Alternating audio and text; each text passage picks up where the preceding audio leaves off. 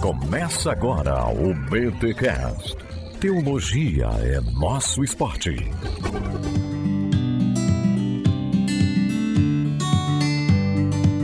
Muito bem. Começa mais um BTcast de número 432. Eu sou Rodrigo Bibo e desconfio de pastores que não possuem biblioteca. Meus amigos, minhas amigas, estamos aqui mais uma semana trazendo um conteúdo maravilhoso para vocês. Agora, um papo que eu tive com meu amigo Igor Miguel, falando sobre isso, do estudo da teologia presente na formação e na vida do pastor. Afinal, um pastor precisa estudar teologia? Acompanhe esse papo maravilhoso que eu tive com o Igor Miguel. Tenho certeza que você será muito edificado. E, gente, como todo o conteúdo que vocês aprendem aqui no Bibotalk, ele não serve para vocês apontarem o dedo na cara das pessoas, para vocês murmurarem, não. Ele serve para vocês serem instigados a serem melhores, a darem dicas melhores, a serem bons cristãos, atuantes na comunidade, tá bom? Então, ouça com sabedoria, ouça com amor, mas antes, os recados paroquiais.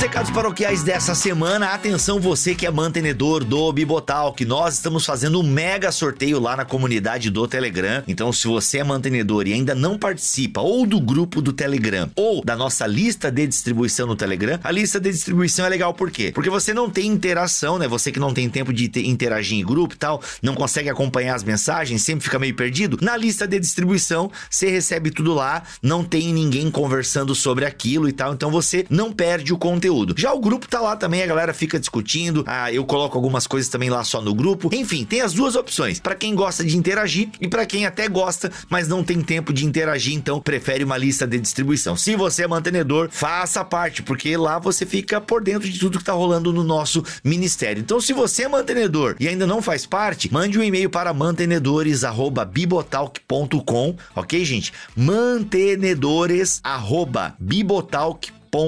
E já anexa, por gentileza, o comprovante da sua última contribuição para já facilitar o trabalho da Camila e faça parte, porque a gente está sorteando agora em janeiro 4 livraços lá para os mantenedores. Gente, tem comentário bíblico, tem a coletânea, né, uma coletânea de livros do C.S. Lewis e outros dois lá que eu nem lembro, mas gente, ó, coisa finíssima, tá bom? Então, se você é mantenedor, corre lá participar do sorteio de janeiro, é só você preencher um formulário lá e tá tudo certo, você vai participar de um sorteio com obras aí, ó, magníficas. Então, bem, você que tá ouvindo agora e não tá entendendo muito bem, como assim mantenedores? Gente, o Bibotalk, ele é sustentado de forma primordial pelos mantenedores, essa turma que mensalmente nos ajuda com algum valor. Então, assim, graças a Deus pelos mantenedores que desde 2015 sustentam essa obra e nós estamos precisando de mantenedores. Se você é abençoado pelo nosso trabalho e pode mensalmente nos ofertar um valor, fazer um compromisso aí de 12 meses com a gente, graças a Deus tem pessoas que estão desde 2015, né? Então, se você quiser para se tornar um mantenedor, ter um grupo exclusivo, participar de sorteios de livros, conteúdos exclusivos, manda um e-mail para nós, mantenedores@bibotalk.com, tá bom? E, gente, se liga também nesse recado importante aqui. Se você quer estudar teologia reconhecido pelo MEC, você deve estudar na Fabapar. A Fabapar tem o bacharelado em teologia 100% online, corpo docente especializado, anos de experiência, tanto na teologia quanto na igreja, e isso pra mim faz muita diferença quando alguém vai ensinar teologia, porque não é alguém só acadêmico, mas é alguém que tem vivência na igreja, e isso é maravilhoso. Então, gente, curso EAD da Fabapar, o primeiro a ser reconhecido pelo MEC, o primeiro EAD a ter um curso de teologia reconhecido pelo MEC. Então, assim, nota 5 no MEC. Galera, material didático exclusivo, produzido pelos próprios professores da casa. Vai estudar teologia em 2022 e quer ter um diploma reconhecido pelo MEC? Fabapar, Faculdades Batista do Paraná. Tradição, qualidade e inovação. Isso é muito importante. Inovação e tradição caminhando juntas é qualidade na certa. Gente, é o seguinte, o EAD da Fabapar 100% online, como eu já falei, nota máxima no MEC, material didático incluso, eles têm biblioteca, gente, obras obras de referência e ele tem umas ênfases muito legais, tá? Pastoral, missões, louvor e adoração, exegese. Então você vai sendo guiado ao longo do curso, fora que você tem interação, você tem monitores, você tem os professores à disposição. Vai estudar teologia em 2022, totalmente online, com diploma reconhecido pelo MEC, faz na Fabapar. E claro, usa o cupom Bibotalk, que ainda você tem um descontinho aí, você tem um agradinho usando o cupom Bibotalk, tá bom? Usando o nosso cupom aqui é sucesso, você tem ainda um agrado, um desconto aí, utilizando o nosso cupom. É Bibotalk em caixa alta. O link está aqui na descrição deste BTcast, beleza, gente? Vai estudar teologia online, reconhecido pelo MEC, bacharelado da Fabapar, 100% online, tá bom? É isso, simbora pra esse episódio que tá bom demais.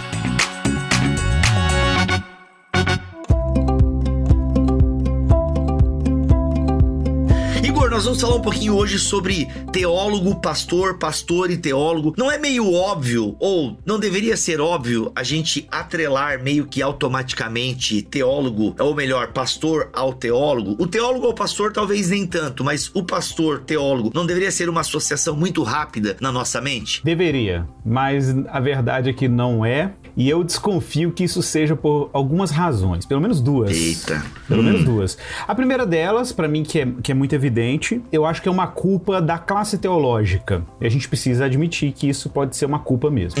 Por quê? Porque muito do projeto de formação teológica, infelizmente, está associado a um certo tipo de intelectualidade que não é necessariamente uma intelectualidade cristã, apesar dela parasitar a teologia cristã. Vou explicar.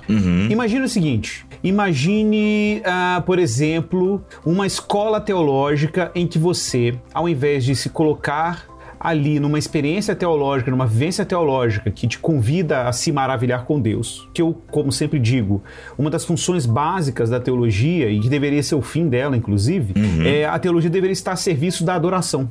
Em qual sentido? Ela deveria estar a serviço do nosso maravilhamento de Deus. Então, quando uma teologia não nos maravilha acerca de Deus, ela não nos cativa e não aprofunda a nossa percepção de quem Deus é, né? Tem alguma coisa errada. E geralmente, onde que está a coisa errada? É porque, infelizmente, muito do que a gente entende por teologia e do discurso teológico, ocorre uma certa disputa acerca de uma maneira moderna de compreender a Deus. E o que a gente chama de compreensão moderna, né? A gente está falando aqui daquela tentativa do racionalismo moderno de tentar controlar o fenômeno teológico, ou controlar Deus, de colocar Deus dentro de categorias que são completamente estranhas à própria maneira como Deus se revelou, a começar, naturalmente, pelo cânon bíblico. A gente olha para o cânon bíblico e a maneira como Deus se fez conhecido, né, não é muito compatível com muito método teológico que a gente utiliza hoje na formação em teologia. Então o cara sai da escola teológica, muitas vezes, como um moderno. Ele não sai como um adorador, ele não sai como um homem ou uma mulher fascinada com Deus, né? Mas isso é um problema mesmo dos métodos teológicos, tá? E aí, claro, muita gente que está do outro lado aqui das fileiras pastorais, né, e da reflexão teológica, olha para muita gente que foi para teologia e o cara, em vez de sair de lá ainda mais encantado com Deus, ele saiu, parece, desencantado com a fé. Né? Então as pessoas têm uma certa desconfiança sobre essa associação. Então aí você tem as figuras pastorais cujo ofício pastoral se fundiram com outras coisas que não o cuidado pastoral e o ensino e a função pastoral. Então a gente tem aí as fusões, as armadilhas, né? O pastor terapeuta, o pastor animador de plateia, ou pastor coach, né? A gente tem aí os vários arquétipos. Pastor administrador, né? Gestor, né? Então esses diferentes arquétipos, ou agora tem um pastor startupeiro, né? Essa brinca aí, né? Starteiro, sei lá. Startupeiro, meu Deus. Então, cara, eu não sei, de repente esses arquétipos, estereótipos novos, que são também atribuídos à figura pastoral, distorceram o que significa ser definitivamente um pastor. E quando a gente olha para a história da igreja, o que a gente percebe nitidamente é a figura do pastor como grande mestre da igreja, né? O mestre da comunidade local. E mestre aqui, não quero falar do mestre como sentido de um guru, né? Mestre aqui no sentido de ser um didascalos, né? Um professor, né? O instrutor da igreja. Claro, de novo, repito, muita gente pode imaginar assim, quando você falou pastor, professor, já imaginei um pastor pregando igual um professor da universidade no domingo. De novo, se é isso que nós entendemos como maestria pastoral, nós estamos confundindo, de novo, o ofício pastoral e o trabalho teológico com uma figura analítica moderna. E não é isso. O pastor, ele tá muito mais como um artesão das palavras, como um arquiteto da casa de Deus, para usar um termo do Van Hooser, né? Como alguém que é chamado por Deus primeiro a se encantar com ele nessa belíssima combinação inevitável entre teologia e oração, por exemplo, que é uma coisa que muitas vezes a gente não fala, mas o contexto onde a teologia que realmente fala a vida das pessoas a partir de quem Deus é, ela emerge de um contexto de oração. Eu não consigo ser pastor se eu não for, antes disso, um cristão arrebatado de amores pelo Deus que se revelou em Jesus Cristo. Eu não consigo fazer isso. Eu não tenho como fazer isso. Eu não posso chegar no púlpito da minha igreja, no gabinete pastoral, se eu não for íntegro, antes de tudo, na minha relação com Deus como cristão, né, como filho de Deus. Então, não faz sentido eu ser consumido pelo ofício pastoral se antes eu não for consumido pela própria glória de Deus em Jesus. Acho que isso não faz sentido.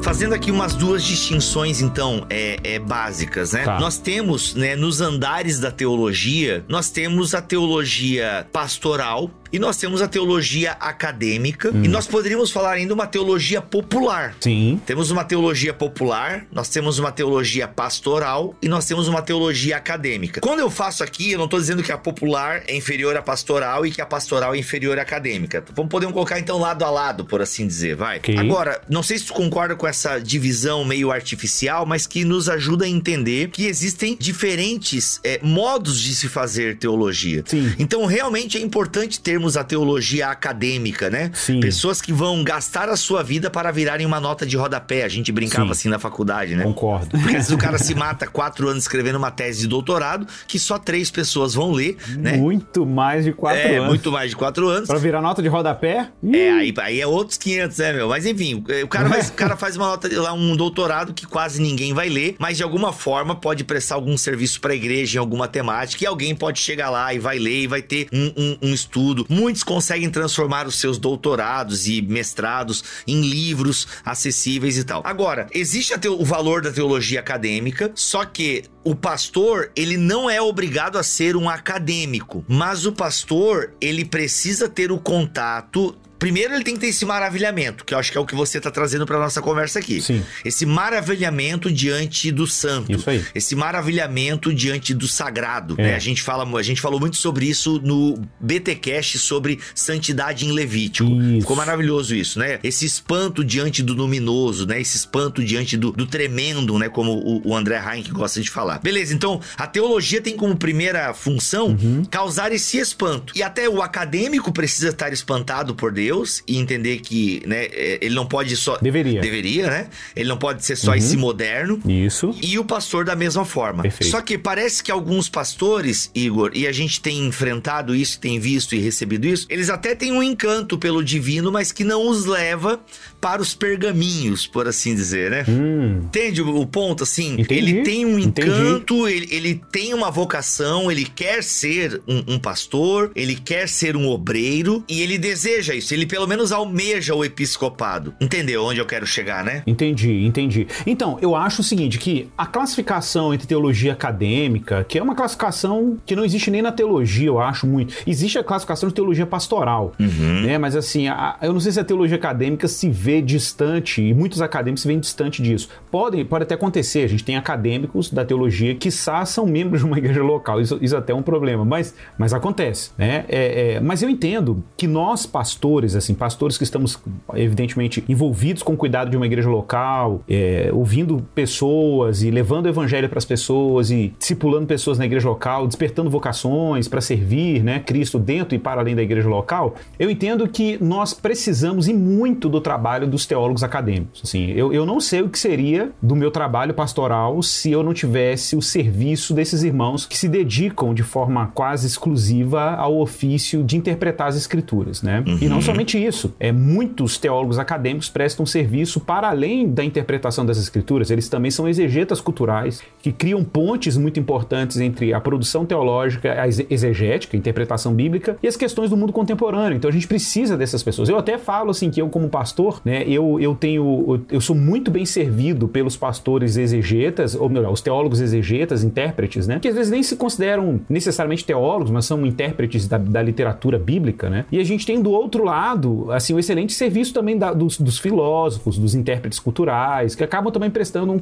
um ótimo serviço para nós, porque nós também precisamos ter essa interface aí com a filosofia, com as questões humanas, etc. Tá, a gente tem essas duas facetas. Agora, Van Hooser vai dizer uma coisa que eu concordo muito com ele. Tipo, ele vai dizer que o lugar do teólogo, primaz do teólogo, não é a academia, apesar de que vão existir teólogos na academia, evidentemente. O lugar primaz do teólogo é a igreja. A igreja é o cadinho, né? Como ele usa a expressão, é o cadinho do teólogo. É o lugar onde o teólogo oficia o seu trabalho. Poxa, claro, primariamente como presbítero da igreja, mas também como os vários projetos educacionais envolvidos na igreja local. Eu estou pensando aqui, por exemplo, mulheres teólogas, inclusive, podem servir a igreja local. Estou falando aqui, claro, no ponto de vista de um complementarista, né? Uhum. Então, como complementarista, a gente encoraja muito o serviço das mulheres na nossa igreja local, né? Por exemplo, em diversas áreas. A gente tem o exemplo da Vanessa Belmonte, né? Nossa igreja local, que muitos conhecem, que faz um trabalho sensacional, inclusive na área litúrgica, né?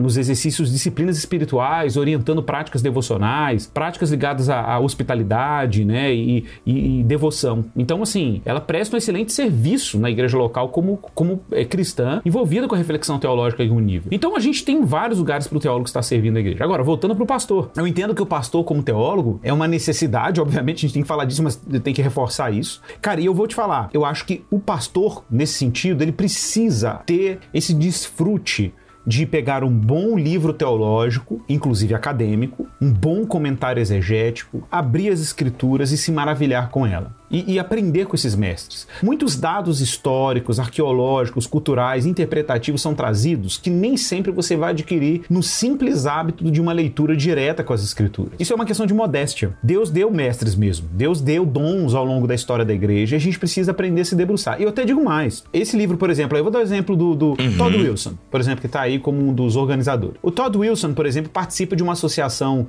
dos pastores teólogos lá nos Estados Unidos, né, que é uma associação muito interessante, em que vários pastores de diversas confissões estão engajados em combinar profunda reflexão teológica com o exercício do ministério pastoral. Cara, que é o que a gente precisa muito. A gente precisa de pastores que falem uma linguagem acessível. Isso não significa um pastor fazer um trabalho acadêmico no púlpito, não. Significa que a gente precisa ter esse tesouro sempre acessível. A gente precisa ir pro depositum fidei, que é um termo muito importante, o depósito da fé, que é tudo isso que a igreja acumulou ao longo dos anos, e eles fazem um exercício muito legal de recuperar reflexões pastorais na teologia patrística, por exemplo. Puxa vida, eu já falei isso inúmeras vezes em podcasts aqui, o quanto que Irineu de Lyon, Agostinho, né, os pais capadócios, Atanásio, por exemplo, são teólogos daí antes da Reforma, que trouxeram subsídios absurdos para o meu exercício do trabalho pastoral. E às vezes o pastor tá aí esgotado, isso acontece, cansado, e ele tá até orando, devotando a vida dele e tudo, e o púlpito dele é um púlpito que ou ele fala muito pro povo, mas não tem conteúdo, ou às vezes ele tem muito conteúdo e já não fala mais a linguagem do povo. Então eu acho que essa combinação entre gabinete, púlpito e teologia, né? Claro, eu não vou entrar no mérito da devoção do pastor, porque isso aí pra mim é uma questão óbvia, né? Tem um potencial de causar um impacto na igreja local que a gente ainda não conhece. O Jorge ele comentou o seguinte: a Bíblia cobra isso de um pastor, ser um teólogo? Eu acho que não.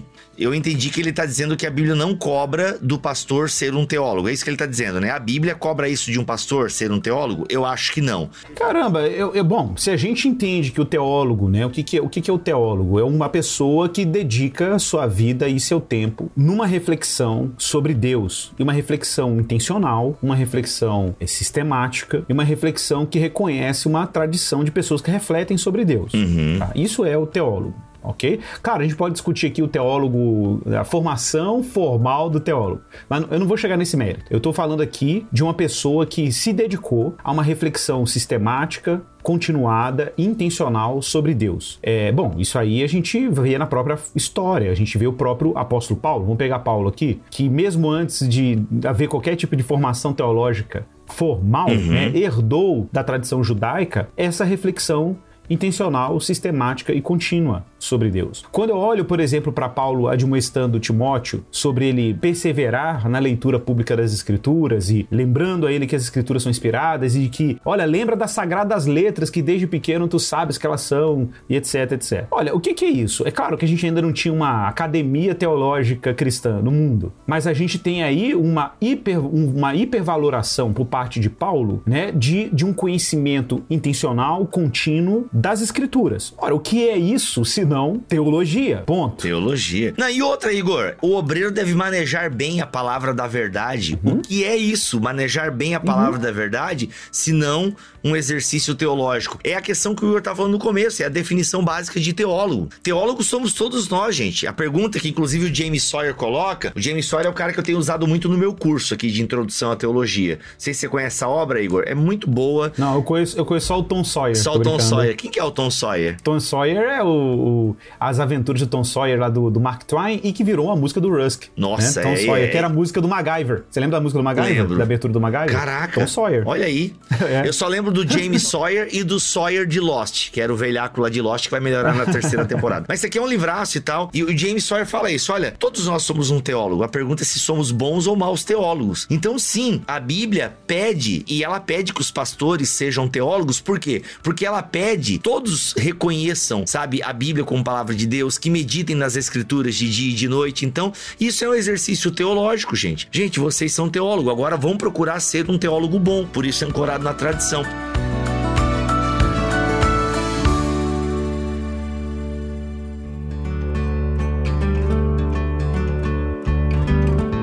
Igor, quando Paulo fala dos dons, você separa o pastor, mestre... Ah, você fala dos ofícios de Efésios. Dos ofícios, ali, né? Que tem o apóstolo, o profeta. Então, não, eu sou a favor da interpretação do pastor e mestre, o uso da conjunção kai lá, a conjunção grega, né? Ela tem uma função associativa, aditiva, como a gente fala, né, em grego. Então, ele é quase como se fosse um hífen. Pastores e mestres, pastores mestres, isso, né? Vamos ler o texto, Igor, porque para ficar bem claro pro nosso irmão Jorge ali... Boa. Porque muitas pessoas, a colocação do irmão Jorge ali, ela reflete um preconceito, na minha opinião, que muitos têm com a própria teologia, né? Tipo, é muito comum a gente ouvir de pastores que não precisam de teologia, que pastor precisa de joelhologia, e de fato ele precisa, né? De muito joelho e tal. Mas essa coisa, sabe, esse preconceito com o estudo da teologia, inclusive não recomendando as ovelhas a estudarem teologia, porque a teologia esfria o crente. E aí o que nós temos são púlpitos muito fracos, né? Uma reclamação que eu tenho certeza que você ouve, Igor, é que os púlpitos andam fracos. Sim. É verdade. A pandemia revelou a fraqueza teológica dos púlpitos, né? Tipo, o que poucas pessoas conheciam, isso ficou muito evidente com os cultos online, vazando esses vídeos, né? A pobreza teológica. Eu recebo perguntas, Igor, na minha caixinha do Instagram, e às vezes eu entro no perfil da pessoa, tá lá, pastor fulano de tal, e o cara, assim, com umas dúvidas que são bem complicadas, assim, que um pastor... Gente, não tô dizendo que o pastor tem que saber tudo, porque nem eu sei tudo, o Igor não sabe tudo e ninguém sabe, nem Guilherme de Carvalho sabe tudo. Então assim, não é isso, mas é que algumas coisas são muito basilares. Cara, eu não sei, eu fico imaginando, por exemplo, uma pessoa, enquanto você vai achando o texto, eu fico pensando assim, né? Eu, por exemplo, chega pra um pastor numa igreja local que não tem formação teológica. Aí você vai, um testemunho de Jeová bate na porta da casa dele, ou bate na igreja dele. Eu pego um membro da igreja dele e diz pra ele assim, olha, esse negócio aí de Pai, Filho e Espírito Santo é viagem. O negócio é que existe um único Deus, ok? E que abaixo desse Deus existe o verbo de Deus, que é Jesus, mas ele é uma criatura divina. Olha aí, olha o Ário aí. Aí ele chega com essa conversa. Aí o pastor começa a ficar preocupado que a ovelha tá virando testemunho de Jeová. E aí o pastor começa a ficar louco, porque ele nunca estudou teologia, ele não sabe como lidar com isso, ele não sabe o quão velha é essa heresia, porque ele nunca estudou teologia histórica, né? E aí, de repente, ele tá diante desse dilema, e isso é muito comum nos interiores, então, onde você tem menos formação teológica, é mais comum ainda, né? E aí, como é que ele dá razão dessa questão? Agora, vamos pensar no contexto urbano. Quando chegam os nossos jovens com questões extremamente complexas, oriundas aí da universidade, oriundas do universo cultural, aí ele vai chegar lá, um jovem chega pra ele e fala, pastor, é o seguinte, a minha identidade é porque eu me oriento sexualmente nessa direção, porque eu entendo que o que eu sou é o que eu sinto e o que eu desejo. Nossa. E aí o pastor vai e pega Romanos 1 e cita Romanos 1 achando que isso vai resolver todos os problemas de crise existencial do seu jovem. E não vai resolver. Não vai resolver porque isso não é suficiente. Você precisa dizer por que o Romanos 1 faz faz sentido e precisa ir além de Romanos 1, porque tem uma questão identitária aí que é profunda. Olha só. E quem vai te dar isso? Quem vai te dar isso é o seu convívio com bons mestres, convívio com pastores mais experientes, convívio com pessoas que já sabem como lidar com esse tipo de dilema. Sabe qual é o nome disso? Se chama modéstia. Humildade. A gente precisa ter o mínimo de modéstia e humildade de saber que a gente vai ter questões na vida pastoral, no nosso dia a dia do ministério, que a gente não tem a resposta e que outros irmãos tiveram. Eles têm todas as respostas? Não tem todas as respostas. Por isso a gente precisa estar cercado de conselheiros ao longo da nossa jornada teológica. Olha só o texto então, Igor. Efésios 4:11. Ele designou alguns para apóstolos, outros para profetas, outros para evangelistas, outros para pastores e mestres. Então aqui, pastores e mestres, tu entende não como ministérios separados, mas juntos. Fala um pouquinho pra nós sobre isso, mano. Não, eu acho até que isso aí tem uma distorção que eu acho muito grave. Por exemplo, quando a pessoa fala assim, pastores e mestres, eu mesmo já recebi esse rótulo em muitas igrejas. Esse aqui o Igor é um mestre. E por causa do meu tom de preocupação de explicar as coisas da palavra de Deus, né? Aí eu ficava perguntando assim, tá bom, se eu sou, sei lá, um mestre, ou seja, uma pessoa que ensina a Bíblia, o que é o pastor? Eita! Geralmente as descrições do pastor desassociado da maestria são descrições muito próximas de, por exemplo, uma figura paternal. Muito próximas de uma figura paternal. Ou muito próximas de uma figura psicológica, do pastor psicólogo, assim, o terapeuta. E aí eu já percebo imediatamente que tem uma distorção aí. Por quê? Porque o que é o pastor? Fulano, já viu a pessoa falando assim, no fulano de tal um pastorzão. Geralmente quando a pessoa fala fulano de tal um pastorzão, ele tá querendo dizer o quê? É uma pessoa que é carinhosa, que abraça todo mundo, que tem uma expressão de carinho. Ora, mas da onde que tiraram que isso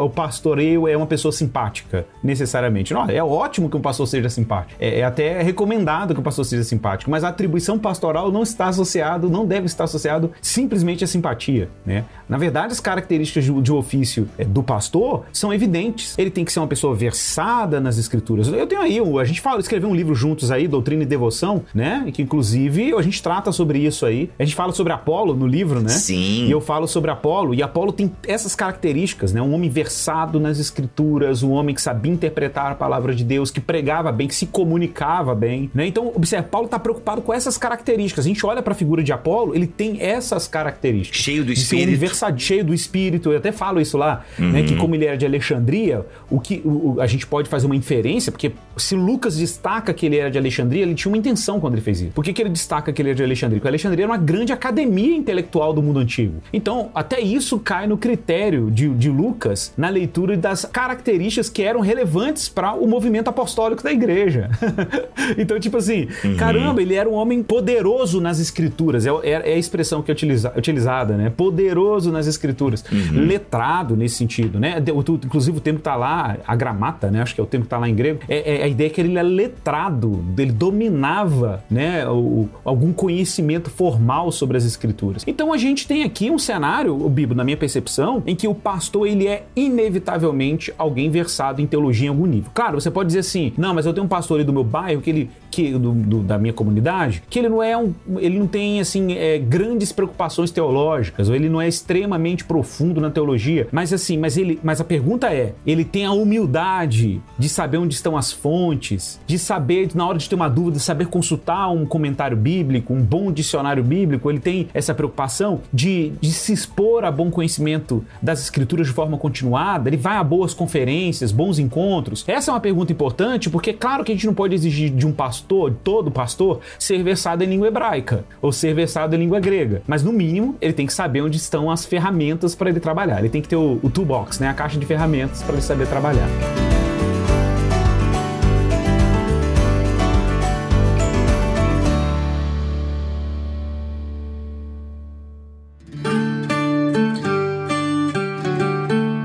Isso é perfeito, cara, porque a gente vê, por exemplo, outras profissões, né? Então, assim, obviamente que eu sei que o pastorado, ele não é bem uma profissão, é uma vocação, é algo que realmente envolve o desejo da pessoa, o reconhecimento da comunidade e, obviamente, o chamado do próprio Deus, né? Essas três coisas, elas caminham juntas na vocação pastoral. Agora, pensando em termos da parte humana muito clara e na parte do indivíduo que vai encarar um ministério pastoral, cara, ele não pode parar, assim, tipo, É muito triste como, por exemplo, você vai em casa de pastores ou você fica sabendo e o cara não tem nenhuma biblioteca básica, assim, gente. Tipo assim, isso, mas, gente, tô vendo que vocês são de gabinete, teólogo de gabinete, vocês estão achando que todo mundo tem que ser aí inteligente e ter um monte de livro na estante atrás igual vocês. Não é isso, gente. Mas um pastor que não tem uns livros é muito estranho. É complicado. É muito complicado, porque, gente, vamos parar a pensar. O movimento pentecostal, ele tá ligado à escola bíblica Betel em Topeka. E eles só estudavam a Bíblia. O que era muito bonito, porque eles tinham uma devoção pela Bíblia. E, obviamente, que o próprio Charles Fox Parham, né, ele tinha todo um arcabouço teológico e tal. Só que na escola dele só estudava a Bíblia. Só a Bíblia, ela é um ambiente fértil para divagações.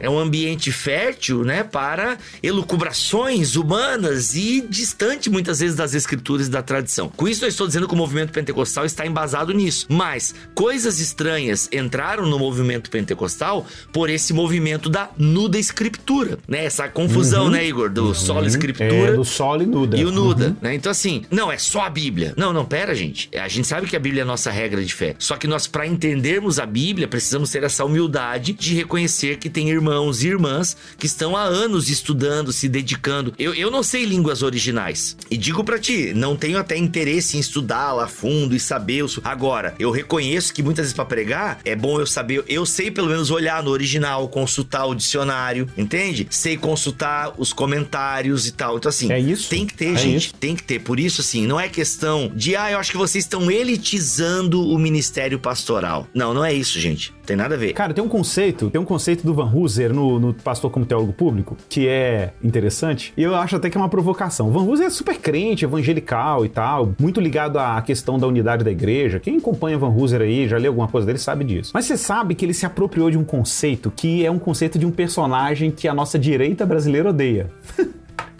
Ele pegou o conceito do Antônio Gramsci. Eita. Ele pegou um conceito do Antônio Gramsci de intelectual orgânico e se apropriou dele, cara. E é interessante, porque não sei se você sabe disso, Antônio Gramsci, que é odiado aí pela direita, né? E claro, ele tem vários problemas mesmo, assim, vários níveis, mas esse é um conceito interessante dele, olha aí. Qual o conceito de intelectual orgânico do Antônio Gramsci? Ele vai dizer o seguinte, que todos são em algum nível intelectuais. Aí ele vai dizer, só que o intelectual da vivência intelectual é aquele cara que consegue pegar temas caros, temas complexos e temas importantes e fazer com que isso tenha capilaridade no meio do povo, que isso chegue ao povo. Por isso que ele chama de intelectual orgânico. Intelectual orgânico é aquele intelectual que tá com o povo, que vive com o povo.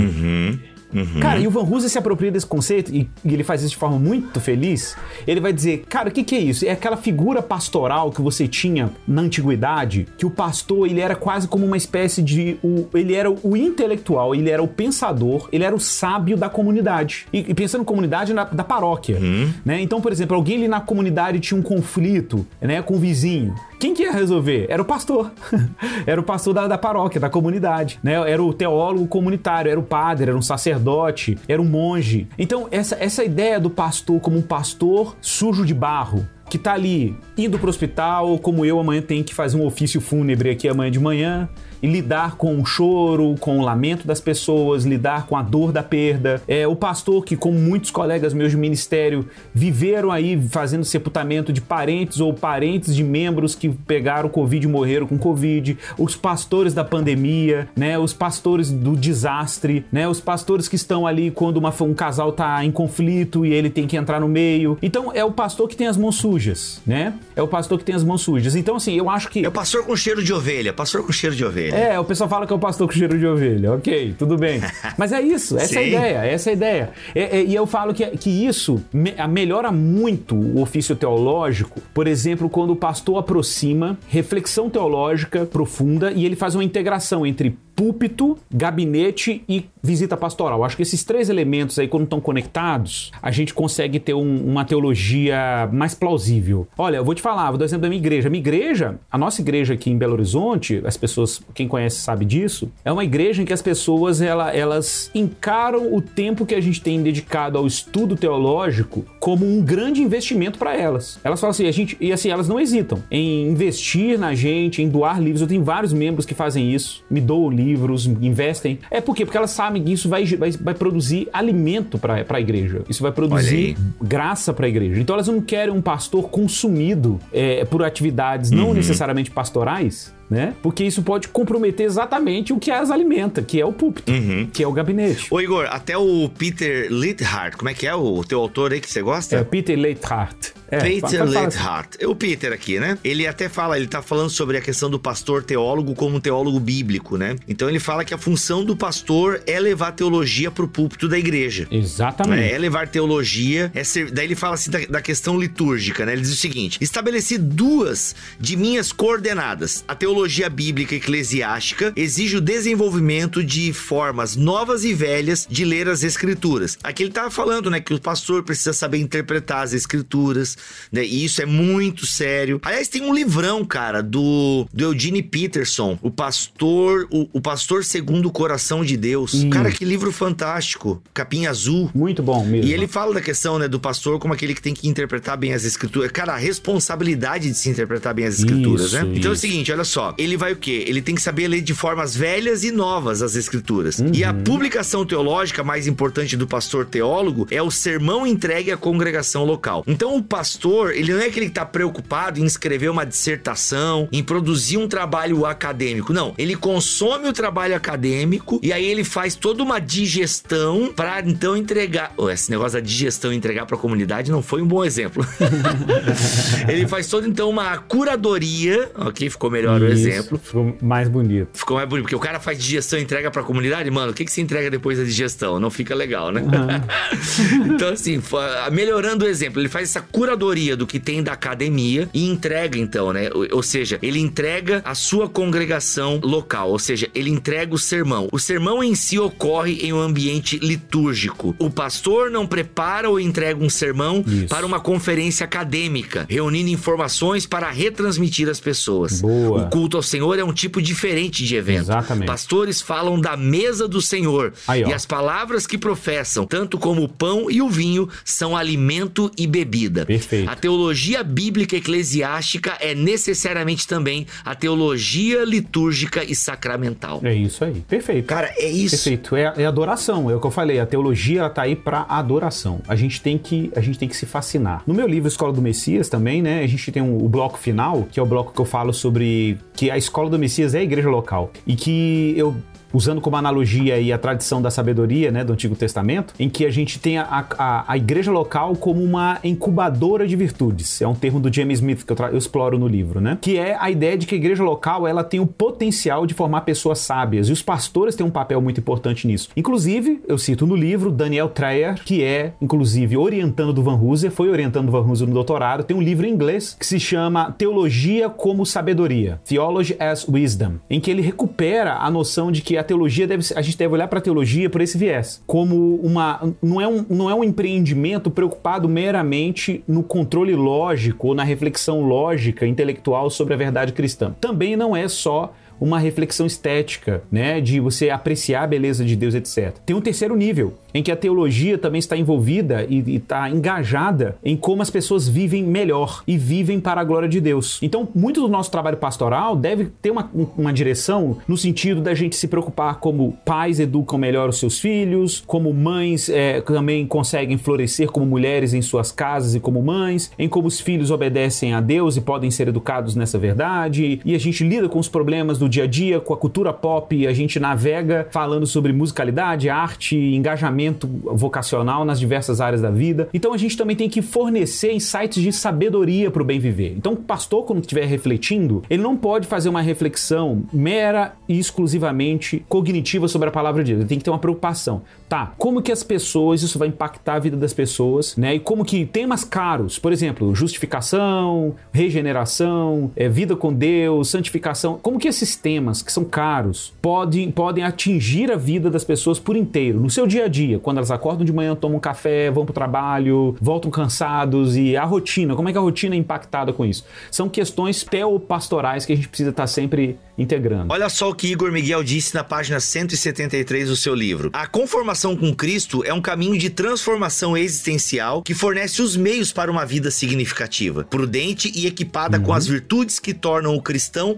mais sábio. Isso. O risco de uma ortodoxia morta é real. Isso, exatamente. Que é como alguém estava comentando ali, não adianta só estudar e tal, tem que pastorear, tem que cuidar da galera. O risco de uma ortodoxia morta, e o Igor coloca entre aspas, ortodoxia morta, é real. O zelo doutrinário, ou seja, a busca por conhecer, né, a busca por entender a doutrina, ter um mínimo de conhecimento da história da igreja para não cometer as mesmas heresias do passado, enfim, o zelo doutrinário, né, o Igor, é o perseverar na doutrina dos apóstolos, Atos 2:42, né, esse zelo doutrinário em conhecer a sua confissão de fé, conhecer minimamente a história da sua igreja, né, do seu cercado teológico, precisa. Você é da quadrangular, você é assembleiano, você é luterano, presbiteriano, em que cercado você tá? Onde é que você amarrou o seu bode? Entendeu? Zelo doutrinário. O zelo doutrinário, desacompanhado de educação virtuosa e mudança profunda nas afeições, pode resultar em uma anomalia nos desdobramentos da obra de Jesus Cristo na criação,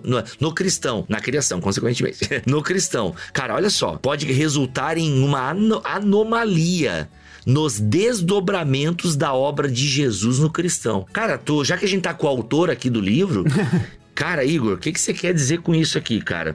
Essa anomalia que se desdobra na vida do cristão. Isso. Zelo doutrinário desacompanhado de profunda transformação para a vida é uma anomalia. Isso não é cristianismo. Agora, atenção, é verdade que é possível a pessoa ter conhecimento doutrinário e não ter obediência. É possível. Mas também é impossível ter obediência sem conhecimento doutrinário. Não tem como. Se você é uma pessoa que quer obedecer a Deus e obedecer a Cristo, saiba que isso é impossível sem conhecimento de Deus e conhecimento teológico. Porque em algum nível você vai ter que ter conhecimento teológico. Mais cedo ou mais tarde, você vai ter que fazer uma reflexão autêntica e profunda, espiritual e consistente sobre por que você foi salvo, de que maneira você foi salvo, qual é a razão de você ter sido salvo.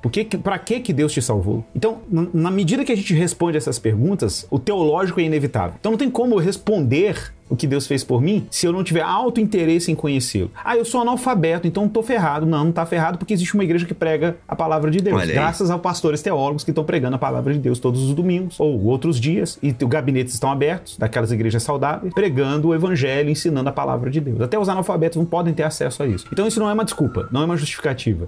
Agora, conhecer a Deus é um pré-requisito para uma vida frutífera. Agora, é verdade que tem muita gente que quer conhecer a Deus, mas não frutifica. Aí eu acho que é uma anomalia mesmo, porque faltou uma integração entre aquilo que a gente professa e aquilo que a gente vive. Legal. Gente, olha só, o livro do Eugene Peterson é Um Pastor Segundo o Coração de Deus. Essa aqui é uma trilogia do Eugene Peterson, tem o Pastor Desnecessário e Um Pastor Contemplativo. Se não me engano, é essa trilogia do Peterson, e eu só tenho Um Pastor Segundo o Coração de Deus. Um antídoto para algumas práticas superficiais, empresariais e essencialmente seculares, que fazem parte do ministério pastoral na atualidade. Eu acho que atualmente esse livro tá fora. Infelizmente, o Eugene Peterson vende muito pouco aqui no Brasil, tá, gente? É por isso que nenhuma editora tem interesse nele. Vou falar com algumas editoras amigas, vai que. Mas temos aqui o livro do Igor Miguel, tá bom, gente? Ó, A Escola do Messias. Muito recomendado para pastores, inclusive. Muito recomendado para pastores. Muito recomendado para pastores. Olha, você para presentear o seu amigo pastor, pastora, professor de escola dominical, enfim, tá? Fica aí a dica. Vai lá, compra na Amazon, em qualquer livraria que você achar.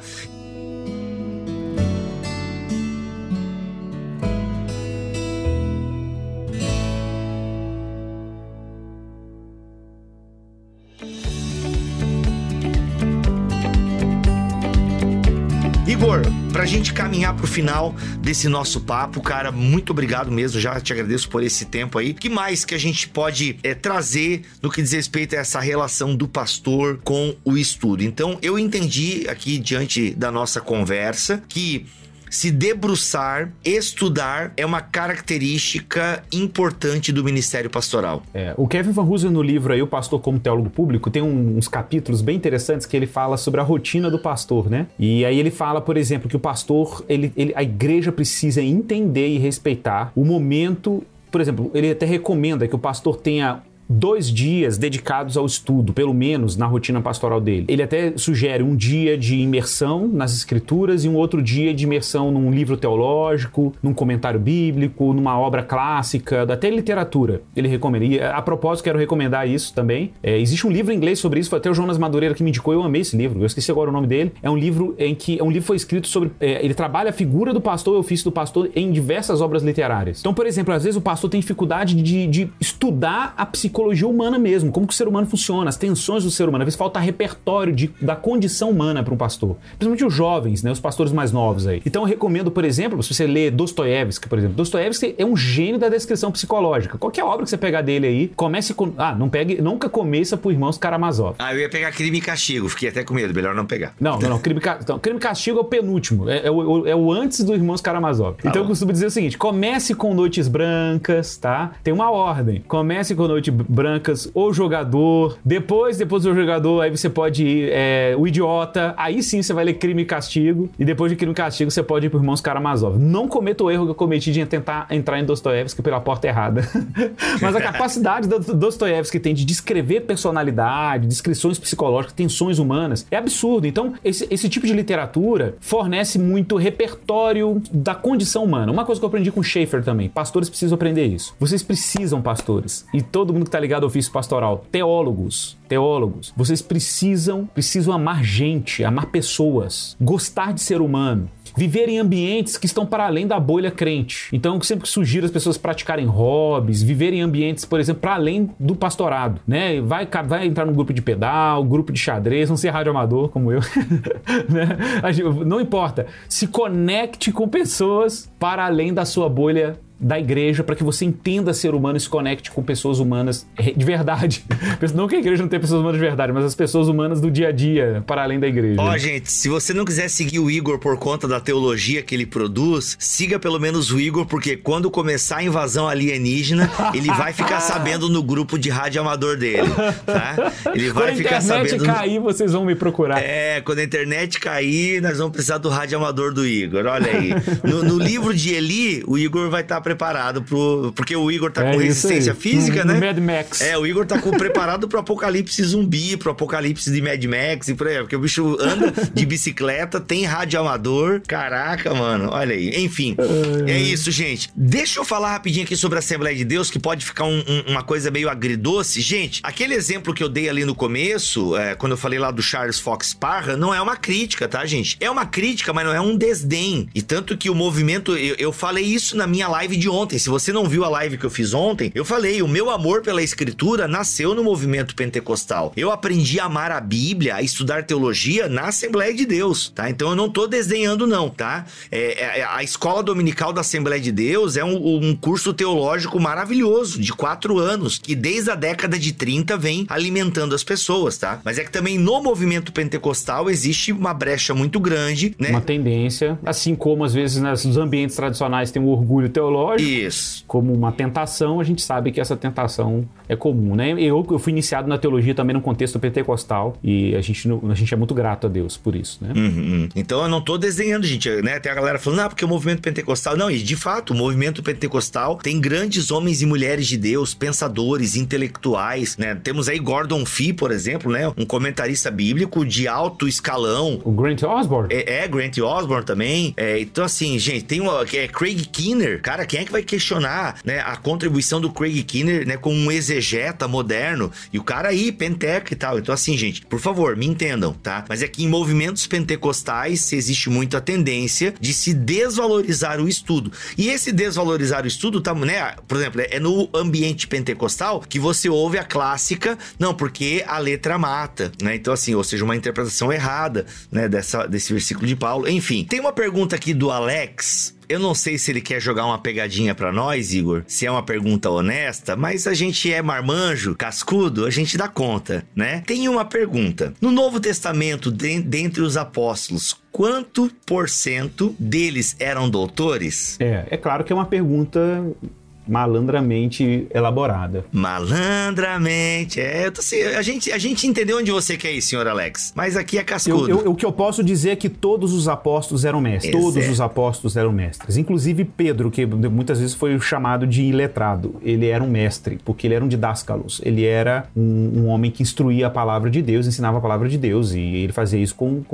dentro das suas condições. Nenhum problema.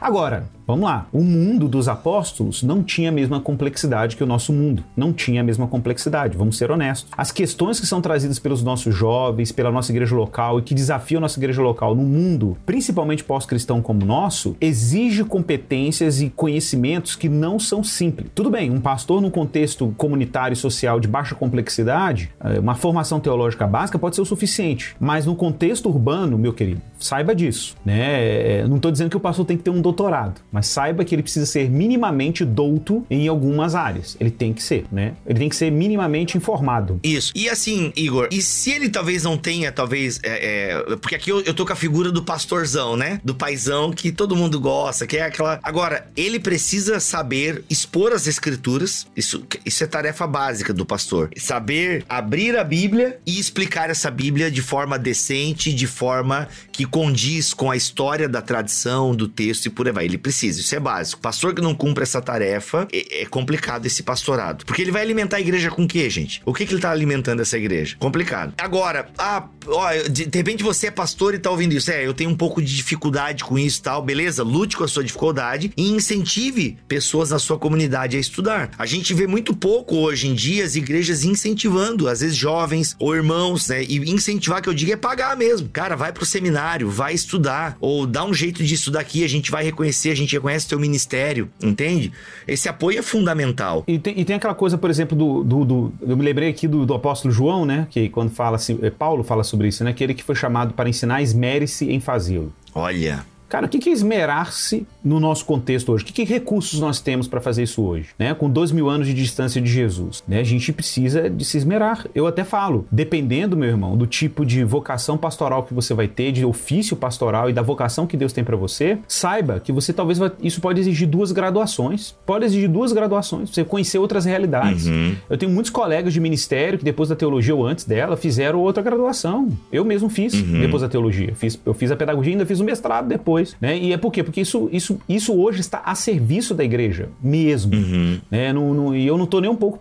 Inclusive, eu tive que várias vezes eu estive em bifurcações que eu tive que escolher entre seguir uma carreira acadêmica e ser o pastor da igreja local. Eu abri mão da carreira acadêmica ou só fiz o trabalho acadêmico quando ele não atrapalhava o pastoral, porque eu tenho um compromisso com os irmãos que a gente tem, o trabalho de cooperar com Jesus na apacentar dessas pessoas. Enfim. Olha aí, muito bom. Uma última pergunta pra gente encerrar aqui, Igor, que eu acho que é legal. Aqui, ó, a pergunta do Ricardo Mota. Talvez a gente não goste do termo bivocacionado, mas ele comunica a ideia, né? O que vocês têm a dizer sobre os pastores que são bivocacionados? Então, quando a pessoa diz aí bivocacionado, eu tô entendendo que ele tá se referindo ao pastor que, além de cuidar da igreja local, como um pastor ordenado ou nomeado, ele também exerce uma outra profissão, né? E aí tem muitas variáveis. Eu tenho exemplos, assim, de pastores, por exemplo, pastores que são militares em exercício. Por exemplo, foram ordenados pastores e são militares, não podem largar a carreira militar para ser pastores em tempo integral. A gente também tem um caso de pastores que, por exemplo, não recebem um sustento, né, de maneira que dê para ele sustentar a sua casa, sua família, e aí ele tem que complementar a renda com outro trabalho. E também tem um caso de pastores que são intencionalmente bivocacionais. Em qual sentido? Eles entendem que o exercício do ministério na igreja local precisa ser acompanhado de uma relação para além da igreja local. E eu tenho histórias interessantes, eu ouvi histórias bem interessantes disso. Pastores que eram pastores em tempo integral, plantadores, e que o sustento deles os distanciava da vida de pessoas comuns. Ele tinha que plantar uma igreja e evangelizar pessoas. E o pastor largou a profissão, ou melhor, largou o sustento da igreja para ser um plantador de igrejas. Uau. Como? Ele trabalhou num pub como barman. Olha aí, pub, mano. Nos Estados Unidos essa história. E aí, quando ele trabalhou como barman num pub, ele começou a se conectar com pessoas reais, evangelizou a dona do pub, a dona do pub começou a abrir no dia da semana lá para o culto dentro do pub, ok? porque assim nasceu uma igreja. Então, cara, as variáveis porque um pastor pode ser bivocacional são muito complexas. Eu conheço muitos pastores bivocacionais plantadores. Por quê? Porque ainda não tem sustento para começar uma igreja local. Então, eles precisam combinar o trabalho pastoral com uma profissão.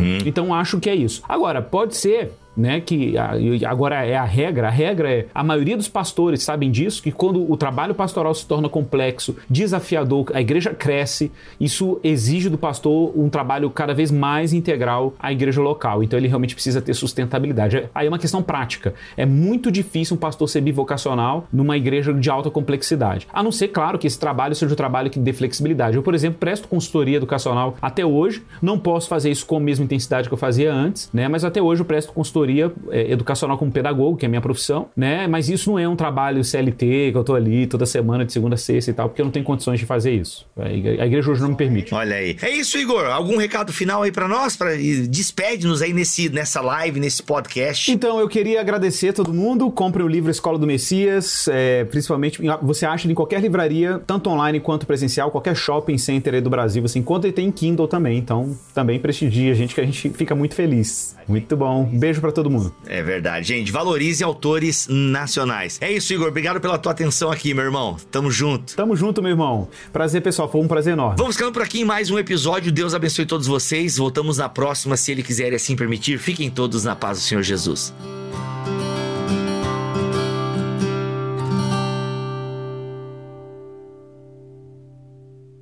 Este podcast foi editado por Tuller Bibotalk Produções.